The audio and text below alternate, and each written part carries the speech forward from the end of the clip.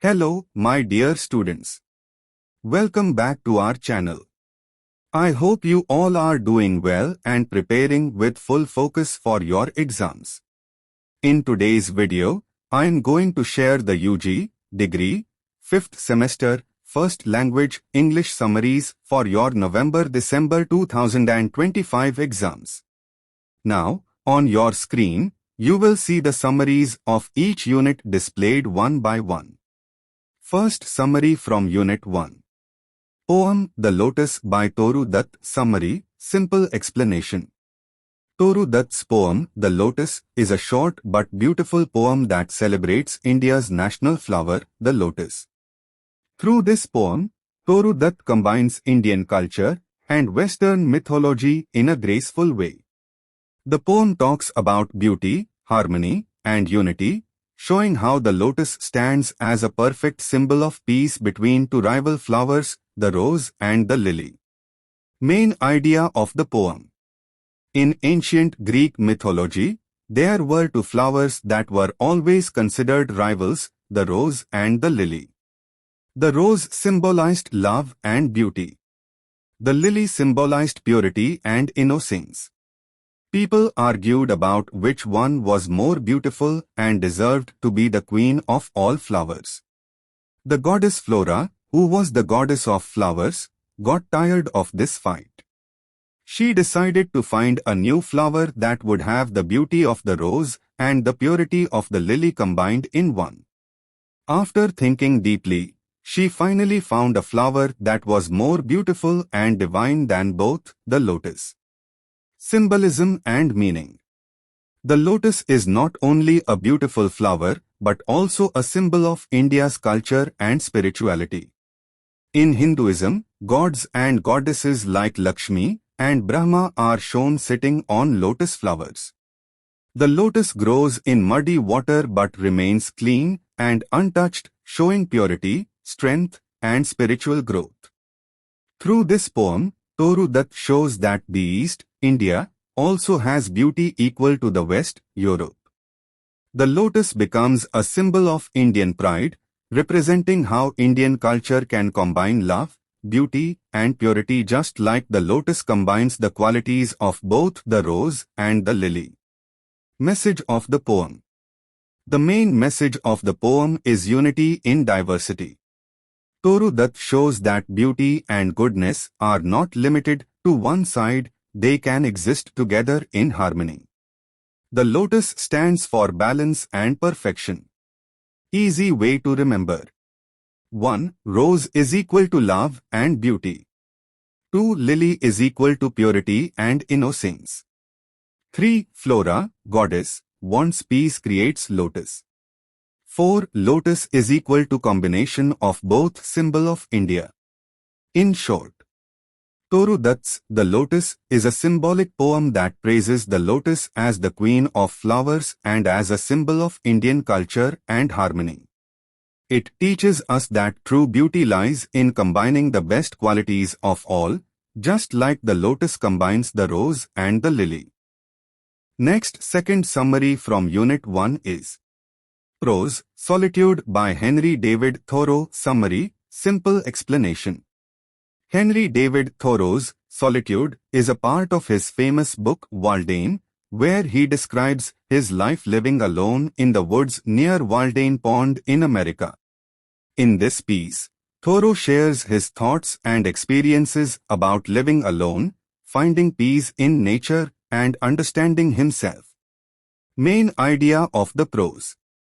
Thoreau chose to live away from society, without family, friends, or city noise, to enjoy simple living and deep thinking. He wanted to find out what life truly means when a person depends only on nature and his own thoughts. Instead of feeling lonely, Thoreau felt happy and peaceful in his solitude. He believed that being alone gives a person time to connect with nature, understand oneself, and discover inner happiness. Thoreau's feelings about solitude. Thoreau says that he never feels lonely in the forest because nature keeps him company.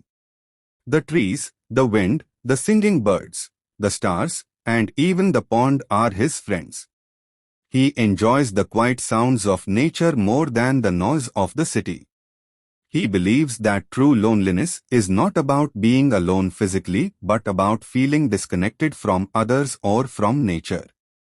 Even in a crowd, a person can feel lonely if there is no connection with life around him. Lessons from nature.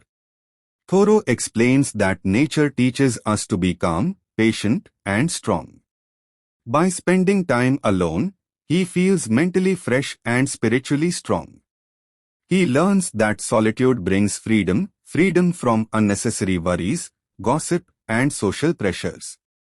He also says that when we are alone, our mind becomes clear and we can hear our own thoughts.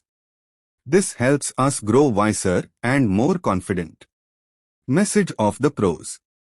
The main message of Solitude is that being alone is not a bad thing. It can actually make us peaceful, happy, and wise. Thoreau wants us to enjoy our own company and feel connected to nature rather than depend on others for happiness. Easy way to remember. 1. Thoreau lived alone near Waldane Pond. 2. He enjoyed nature's company, not loneliness. 3. Solitude is equal to peace plus self-understanding plus freedom. 4. True happiness comes from being close to nature, not from material things. In short, Henry David Thoreau's Solitude teaches us that being alone can be beautiful.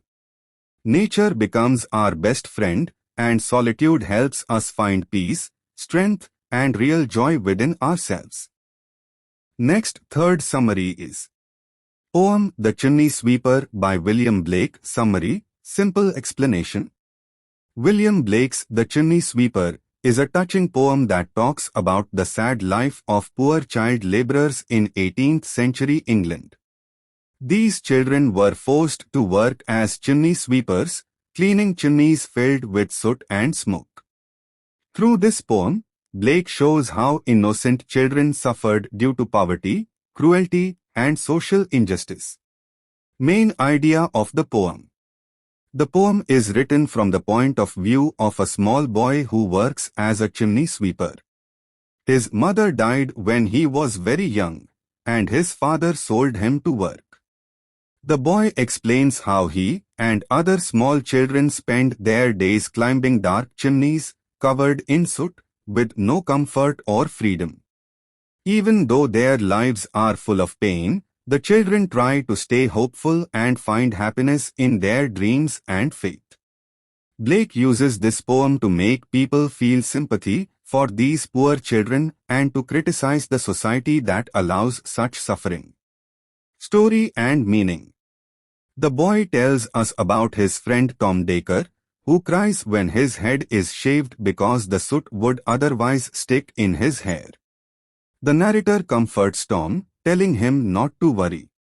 That night, Tom dreams that an angel comes to free all the chimney sweepers from their black coffins and lets them run happily in the fields, wash in the river, and shine in the sun. The angel tells Tom that if he does his duty, God will be his father and take care of him. When Tom wakes up, he feels cheerful and goes back to work, believing that God will protect him. Themes and message. Blake uses this story to show the innocence and faith of children who live in a world full of cruelty. The children dream of heaven because the real world gives them only pain.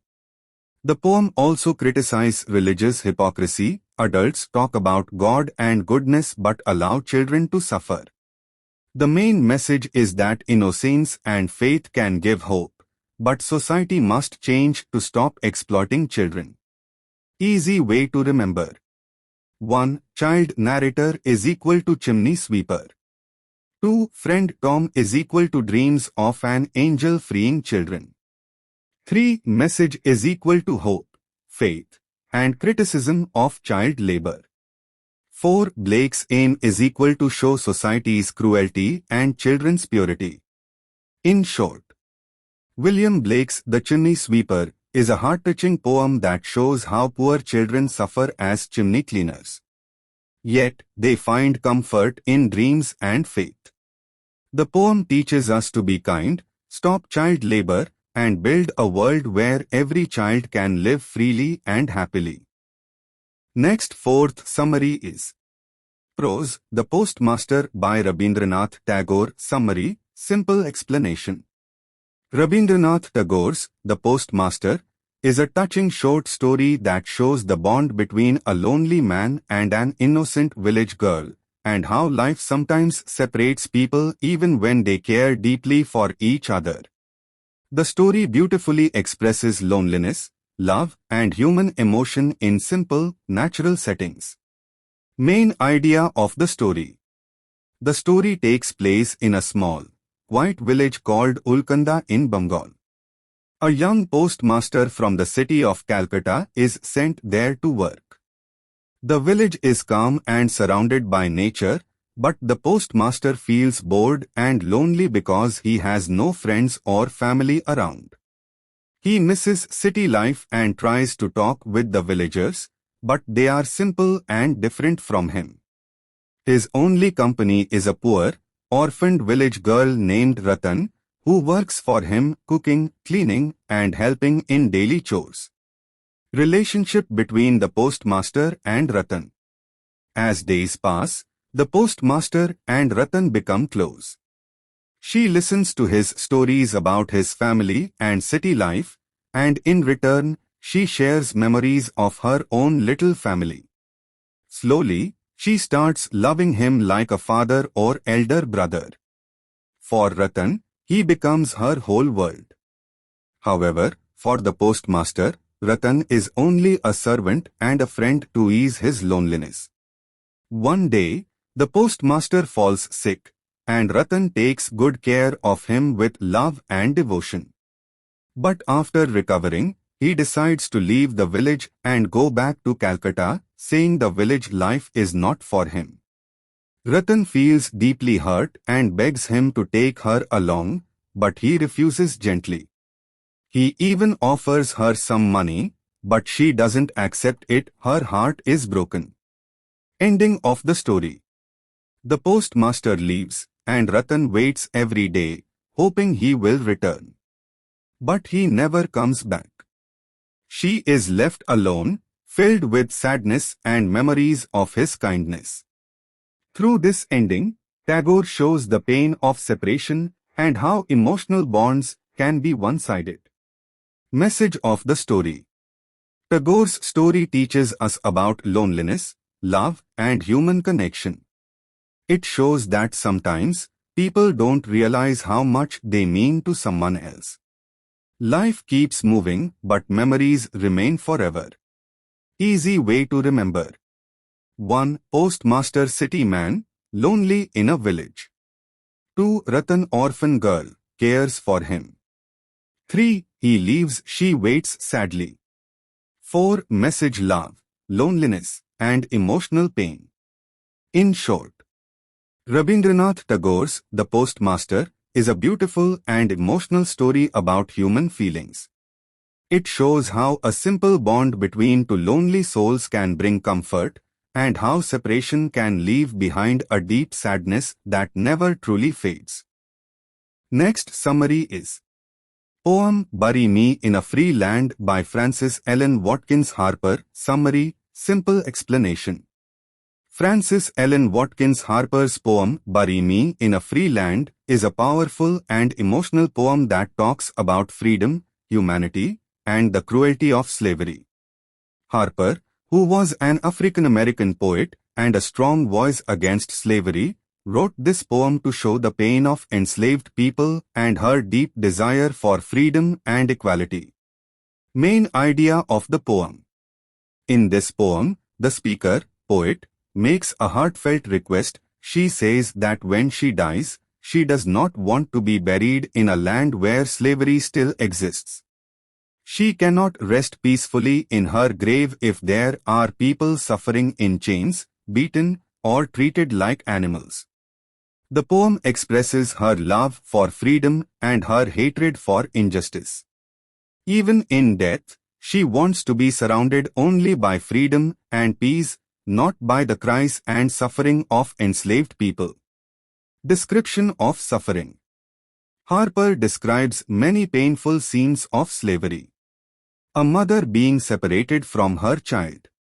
A man whipped and beaten. And people being sold like goods in a market. These images are full of sadness and pain. The poet says that such scenes would disturb her even in her grave, and she could never sleep in peace while others are suffering. Through these emotional lines, Harper tries to make readers feel the pain of the slaves and understand that freedom is a basic human right. Hope and message. Despite the sadness, the poem also carries a message of hope. Harper believes that one day, slavery will end and freedom will shine everywhere. She dreams of a world where no person is treated as inferior, where every human can live with dignity and respect. Her message is clear: freedom is precious, and no one should be denied it. The poem also teaches the importance of compassion, equality, and justice. Easy way to remember. 1. Poet's wish not to be buried in a land with slavery. 2. Painful scenes: mothers, children, and slaves suffering. 3. Main feeling: deep sadness and love for freedom. 4. Message: every human deserves liberty and dignity. In short, Frances Harper's Bury Me in a Free Land is a moving poem about the cruelty of slavery and the poet's strong wish for freedom for all people. It teaches us that real peace comes only when everyone is free, and that the value of freedom is greater than life itself. Next summary is Prose, Homi Jehangir Bhabha by Enakshi Chatterjee. Summary, simple explanation. Enakshi Chatterjee's prose, Homi Jehangir Bhabha, is a short biographical sketch of Dr. Homi J. Bhabha, one of India's greatest scientists and visionaries. He is known as the father of the Indian nuclear program. The lesson tells us about his life, achievements, and contributions to the development of science and atomic energy in India. Early life and education. Homi Jehangir Bhabha was born on 30th October 1909 in Mumbai, then Bombay, into a well-educated and wealthy Parsi family. His father was a lawyer, and his family valued education highly. From a young age, Bhabha showed great interest in science, mathematics, and engineering. He studied at Elphinstone College and later at the Royal Institute of Science in Bombay. To continue his studies, he went to Cambridge University in England, one of the world's top universities. At first, he studied mechanical engineering to please his family, but his true passion was physics. Soon, he began to research cosmic rays and nuclear physics, and his brilliant work earned him international recognition.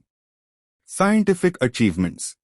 When Bhabha returned to India during World War II, he wanted to use his knowledge for the country's progress. He joined the Indian Institute of Science, IISc, Bangalore, where he worked with another great Indian scientist, C.V. Raman. Bhabha strongly believed that India must develop its own atomic energy for peaceful purposes like electric power generation, medicine, and industry.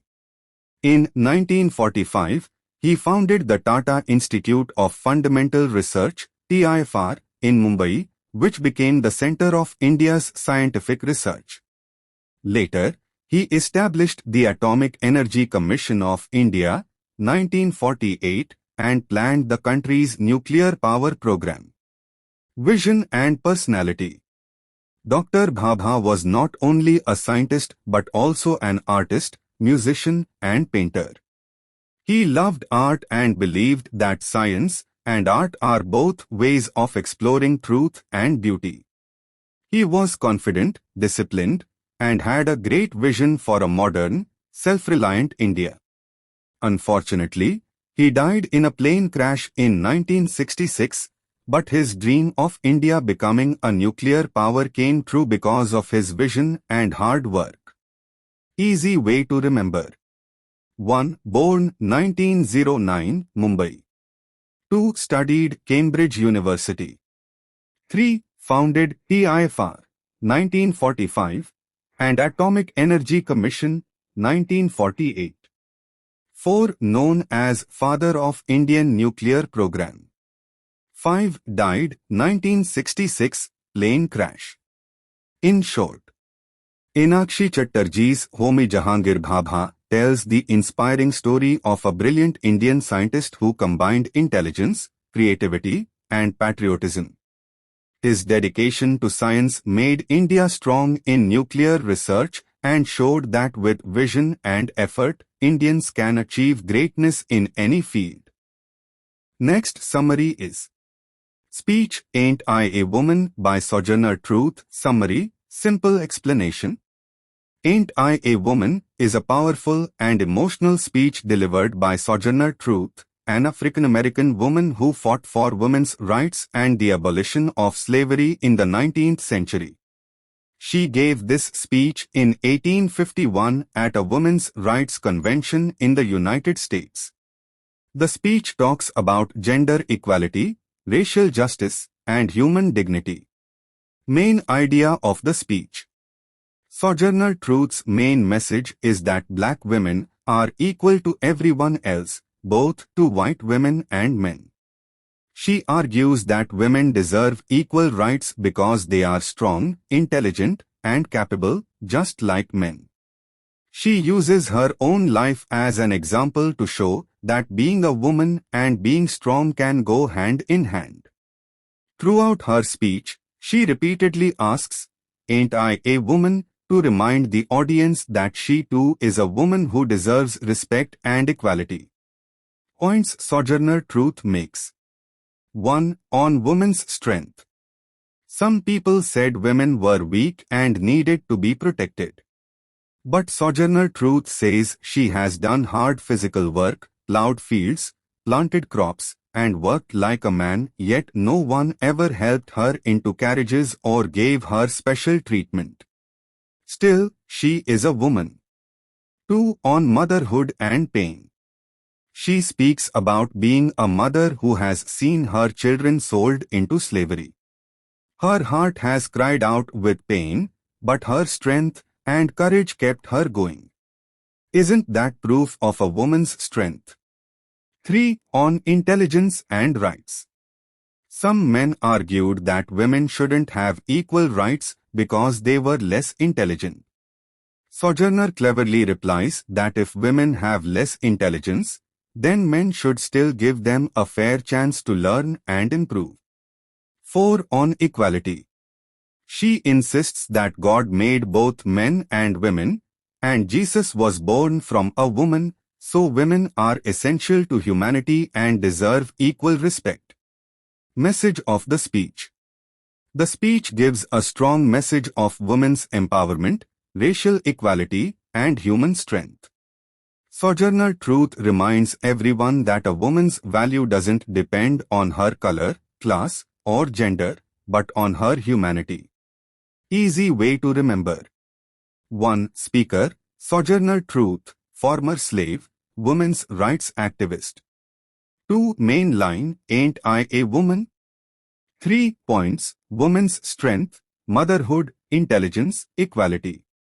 4. Message, all women deserve equal rights, black or white. In short, Sojourner Truth's Ain't I a Woman is a brave and inspiring speech that fights against racism and sexism. It celebrates the strength, courage, and dignity of women, proving that every woman, regardless of color, deserves freedom, respect, and equality. Next summary is Prose of Studies excerpt by Francis Bacon. Summary, simple explanation. Francis Bacon's Of Studies is one of his most famous essays. In this short but powerful piece, he explains the importance of studying, reading, and learning in a person's life. The essay teaches us how books and knowledge help us grow wiser, improve our thinking, and make better decisions in life. Main idea of the essay. Bacon begins by saying that studies, reading and learning serve three main purposes. 1. For delight, to enjoy reading and gain pleasure. 2. For ornament, to improve one's speech and communication. 3. For ability, to help in decision-making and daily work. He believes that studying makes a person complete, confident, and capable. Reading gives joy to the mind, adds beauty to conversation, and strengthens one's judgment in practical affairs. How studies help us? Bacon explains that different kinds of books have different uses. Some books are to be read only in parts, just for fun or basic knowledge. Some are to be read carefully and deeply, to understand important ideas. And a few are to be studied with great attention, to gain wisdom and apply it in life. He also says that reading makes a full man, discussion makes a ready man, and writing makes an exact man. This means reading gives knowledge. Talking about what you read helps you express ideas. Writing about it makes your thinking clear and precise. Bacon's practical wisdom. Bacon warns that too much studying without practical use can make a person lazy or proud. The real purpose of study is to apply knowledge in real life. He also suggests that different types of books help develop different parts of the mind, just like exercises strengthen different parts of the body. For example, mathematics trains the mind to be logical. History teaches wisdom from the past. Philosophy improves understanding and reasoning. Message of the essay. Bacon's main message is that learning is powerful. It shapes our personality, improves our behavior, and guides us to live a better and more meaningful life. But we should not just read for show, we should understand, think, and apply what we learn. Easy way to remember. 1. 3 uses of studies: delight, ornament, ability. 2. 3 ways to learn: read, discuss, write. 3. Main advice: study wisely and apply knowledge in life. In short, Francis Bacon's Of Studies teaches us that knowledge is strength. Reading helps us enjoy life, speak better, and act wisely. But true wisdom comes when we use what we learn to make ourselves and the world around us better. Dear students, I hope these questions and tips help you feel more confident and well prepared for the exams. For other subjects' important questions, syllabus, model papers, quick revision videos, and academic updates, please check the video description. All useful links are available there.